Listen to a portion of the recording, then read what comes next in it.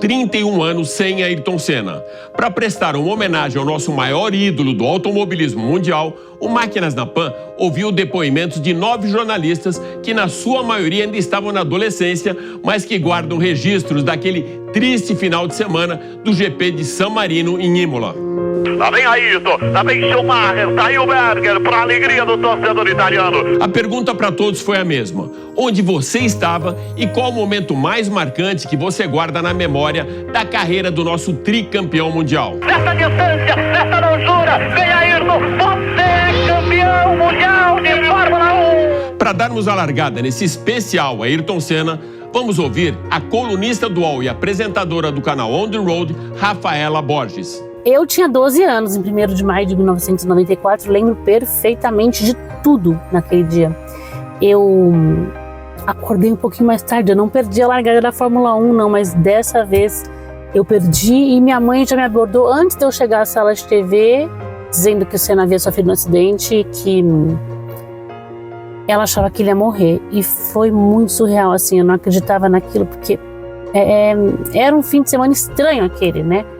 Com a morte do Ratzenberger no dia anterior, mas enfim, amanhã continuou, a corrida acabou e só veio a confirmação bem mais tarde, né, sobre a morte do Ayrton. Nesse momento eu estava na casa do meu tio, no almoço de domingo, estava minha família toda, minha tia de Minas Gerais estava lá com as filhas, minhas primas, e estávamos na frente da TV, na casa do meu tio, quando veio a notícia, uma coisa como morre Ayrton Senna da Silva, uma notícia que eu jamais queria ter que dar na Globo, né? Eu acho que foi mais ou menos assim a frase.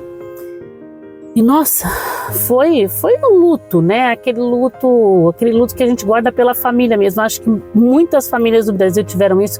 Foi a primeira vez que eu vi o meu pai chorando, né? Aquela imagem do pai que com 12 anos parece que nada abala. Eu nunca tinha visto ele chorar por ninguém. O Ayrton Senna me levou aos automóveis e também despertou, de certa forma, a minha paixão por automóveis, porque assim, vendo ele dirigir, vendo ele naquele esporte a motor ao volante, eu também queria aprender a dirigir. Então eu lembro que eu atormentava a vida do meu pai, porque eu queria que ele me ensinasse a dirigir com 11 anos de idade, imagina. Não vou contar se ele ensinou não pega bem aqui, mas sempre quis estar ao volante, sempre quis acelerar, e aí comecei a conhecer sobre carro também. Tudo por causa de Ayrton Senna, esse grande ídolo da minha infância e pré-adolescência. Nossa, como ele fez falta. Então é isso, essa é a minha história com Ayrton Senna. Ayrton Senna contribuiu para eu ser quem eu sou hoje profissionalmente. Provavelmente sem ele eu seria especialista em economia, em política. Alguma dessas coisas chatas do jornalismo, né? Devido ao desgaste extremo, eu tive espasmo muscular nos ombros e no pescoço. E quando eu parei o carro ali, depois da banhada de chegada, o motor parou porque não dava para engatar marcha nenhuma. E a dor era absurda. A dor que eu só experimentei na minha segunda corrida de Fórmula 1, em 84, com a Toleman, quando eu tive espasmo muscular no corpo inteiro. Com apenas 13 anos de idade, em 1994, o jornalista João Anacleto não imaginava que trocaria a pista de Autorama pela roda, seu canal do YouTube, que atualmente conta com quase 500 mil inscritos. Eu tinha uns 13 anos e a memória de quem tem 13 anos é fantástica, né? Tava todo mundo muito apreensivo já com a morte do Ratzenberger no sábado e o acidente terrível do Rubinho na sexta-feira. Então tava todo mundo muito ligado nessa corrida aí.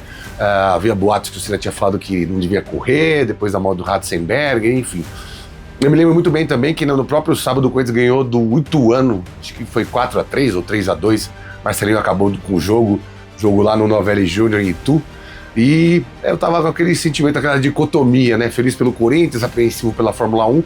Vale lembrar que na minha infância meu pai me fez torcer pro Piquet, então o Senna não era uma coisa que eu admirava, assim, que acompanhava arduamente, mas a Fórmula 1 sim.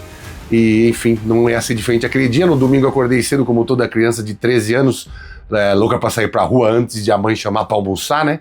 E as crianças antigamente saíam na rua. E eu lembro de ter visto a largada. Acordei, na verdade, tinha acabado de acordar, vi o acidente na largada com o Pedro Lamy. E fiquei assistindo ali, porque, pô, já tinha tido uma morte, um acidente com o brasileiro, e ainda aquele acidente com o Pedro Lamy na largada, e aí veio o acidente do Senna. E aí, curiosamente, ninguém veio me chamar para sair na rua, jogar uma bola, brincar, trocar ideia, empinar um pipa, sei lá.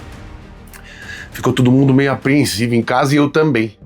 E eu me lembro com pesar e todas as palavras do morre Ayrton Senna da Silva. Se eu não me engano, foi o Léo Batista e o Cabrini confirmou também depois. Foi duro, foi um choque. E a partir dali, né, a gente assistindo a Globo, tal, todos os canais dando um monte de notícias e informações, aí do Fantástico pra frente já começou aquela coisa da choradeira, né, cara? Porque a comoção foi incrível, a gente já sabia que a falta que ia fazer, e a gente já sabia também, imaginava o quanto ele tinha ainda para proporcionar de alegria para quem gostava do esporte ou gosta do esporte, ou como todo bom brasileiro gosta de ganhar e gosta de mostrar para o mundo a nossa fibra, a nossa raça e que a gente não teme ninguém. Infelizmente, de lá para cá, a gente não conseguiu mais. Um triste 1º de maio, mas uma grande lembrança. Talvez a partir dali eu também tenha decidido me tornar jornalista e ficar mais próximo do esporte, dos carros, enfim. Foi marcante, triste, marcante. No 1º de maio, para lembrar e também para esquecer. Valeu! Parabéns, Ayrton Senna! Você, Ayrton! Você está aí, campeão! Você é campeão, Ayrton! A última volta, campeão!